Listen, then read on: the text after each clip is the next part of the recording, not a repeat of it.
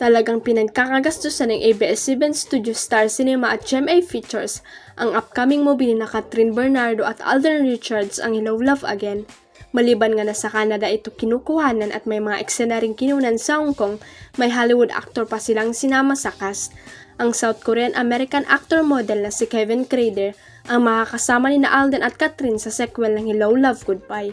Nakilala si Kevin dahil sa Netflix reality series na Bling Empire at sa second season ng reality competition na The Traitors, at siya rin ang co-founder ng Asian Lead Love Stories or ALS Productions.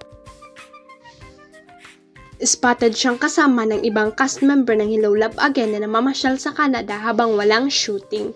Pinapollow rin niya sa Instagram sina Catherine Bernardo, Joros, Valerie at Ruby. Sa kanyang recent post sa Instagram story ay nasa last day na siya ng shooting ng isang movie. Sabi ng ilang netizen, perfect si Kevin na gumanap na third party sa love story ni Joy at Ethan na mga karakter ni Alden at Kat sa movie. Abangers na nga rin ang ilang netizen sa pagpunta ni Kevin sa Pilipinas para sa promo ng movie. Nakabawi din ako, ito ang naging payag ng kapamilya young actress na si Andrea Brillantes matapos ibandera sa Instagram post ang isang video na ipinapakita ang behind the scenes at actual scene ng sampalan nila ng veteran actress na si Dimples Romana.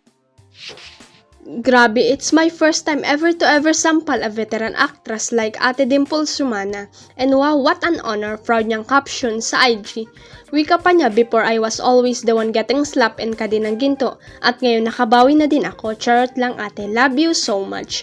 Joke aside, as an actor, this really is part of the job so we can fully give justice to our characters and provide satisfying scenes for our lovely viewers. Paliwanag ng young actress. At kasunod nito ay ibinunyag ni Andrea ang mga susunod na abangan sa pinagbibida niyang TV series na High Street. Huwag kalimutang i-click ang subscribe button at i-ring ang notification bell para sa latest at legit chika updates.